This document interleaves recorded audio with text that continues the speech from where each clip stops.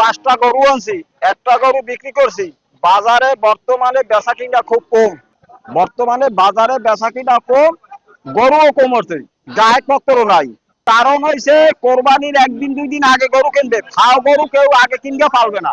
আমি যে টাকায় গরু কিনবো সেই দরে গরু ওঠে নাই। বাজারের পরিস্থিতি জমেরই খারাপ। 3টে আনছিলাম, বেচতে পেরে লসে 2টে বেঁচে গেলাম।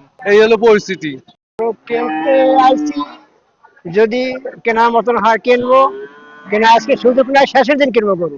বাজারের পরিস্থিতি এমন তো বাজার কোনো কায়দা নাই, সামনে বোঝা যাবে। ক্রেতা কম, গরু কম আছে।